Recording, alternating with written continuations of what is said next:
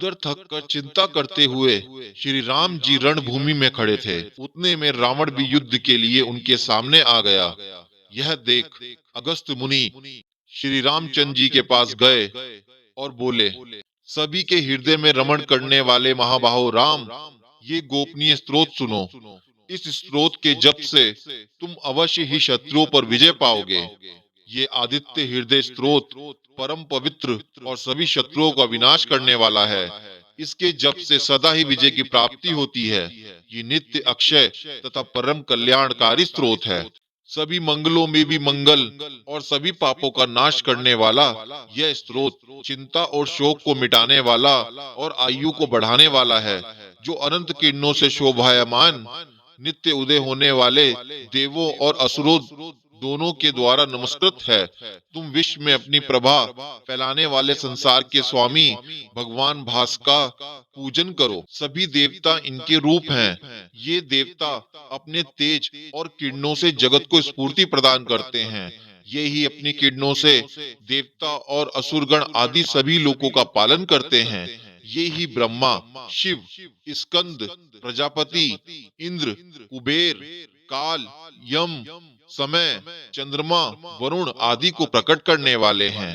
ये पितरों, वसु साध्य, अश्विनी कुमारों, मरुदगण, मनु, वायु, अग्नि, प्रजा, प्राण और ऋतु को जन्म देने वाले प्रभा के पुंज हैं। इनके नाम आदित्य, सविता, जगत को उत्पन्न करने वाले, सूर्य, सर्वव्यापक, खग, पूषा, गवस्तिमान, प्रकाशमान, सुवर्ण सदृश, भानु, हिरेता और दिवाकर है।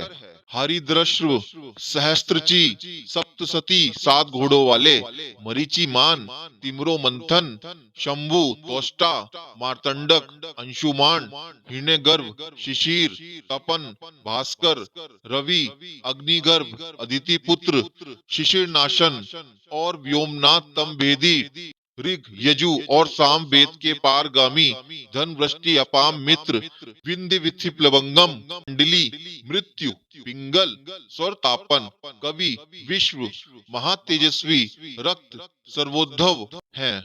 नक्षत्र, ग्रह और तारों के अधिपति विष्णु भावन तेजस्वियों में भी अति तेजस्वी और द्वादशात्मा को नमस्कार है।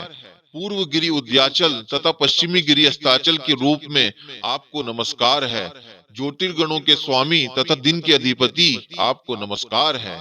जो जय के स्वरूप हैं, विजय के रूप हैं, हरे रंग के घोड़े से युक्त रथ वाले भगवान को नमस्कार है। सहस्त्रों किरणों से प्रभावान आदित्य भगवान को बारंबार नमस्कार है। उग्र वीर तथा सारंग सूर्य देव को नमस्कार है। कमलों को विकसित करने वाले प्रचंड तेजधारी मार्तंडक को नमस्कार है। आप ब्रह्मा, शिव, विष्णु के भी स्वामी हैं। सूर्य आपकी संज्ञा है। ये सूर्य मंडल आपका ही तेज है। आप प्रकाश से परिपूर्ण हैं। सबको स्वाहा कर देने वाली अग्नि स्वरूप है। रौद्र रूप आपको नमस्कार है।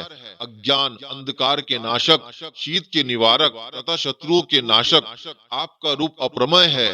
कर्तघ्नों का नाश करने वाले देव और सभी ज्योतियों के अधिपति को नमस्कार है। आपकी प्रभा तप्त सवर्ण के समान है। आप ही हरि, विश्वकर्मा, तम के नाशक, प्रकाश रूप और जगत के साक्षी आपको नमस्कार है। हे रघुनंदन, भगवान सूर्य देव ही सभी भूतों का संहार, रचना और पालन करते हैं। यही देव अपनी रश्मि से तप और वर्षा करते हैं। यही देव सभी भूतों में अंतर्स्थित होकर उनके सो जाने पर भी जागते रहते हैं। यही अग्निहोत्री कहलाते हैं और अग्निहोत्री पुरुषों को मिलने वाले फल हैं। यही वेद, यज्ञ और यज्ञ से मिलने वाले फल हैं। यह देव संपूर्ण लोकों की क्रियाओं का फल देने वाले हैं। राघव, विपत्ति में, कष्ट में, कठिन मार्ग में और किसी भय के समय जो भी सूर्य देव का कीर्तन करता है उसे दुख नहीं भोगना पड़ता। तुम एकाग्रचित होकर इन जगतपति देवादिदेव का पूजन करो। इसका 3 बार जप करने से तुम अवश्य ही युद्ध में विजय पाओगे। हे महाबाहो, इसी क्षण तुम रावण का वध कर सकोगे। इस प्रकार मुनि अगस्त जिस प्रकार आए थे उसी प्रकार लौट गए। तब इस प्रकार सुनकर महातेजस्वी राम जी का शोक दूर हो गया और प्रसन्न प्रयत्नशील होकर परम हर्षित और शुद्ध चित्त होकर उन्होंने भगवान सूर्य की ओर देखते हुए 3 बार आदित्य हृदय स्तोत्र का जप किया। तत्पश्चात राम जी ने धनुष उठाकर युद्ध के लिए आए हुए रावण को देखा और उत्साह से भरकर सभी यत्नों से रावण के निश्चय किया। तब देवताओं के मध्य में खड़े हुए सूर्य देव ने प्रसन्न होकर श्री राम की ओर देखकर निशाच राज के विनाश का समय निकट जानकर प्रसन्नता पूर्वक कहा, अब जल्दी करो। ओम सासुर्याय नमः। ओम सासुर्याय नमः। ओम सासुर्याय नमः।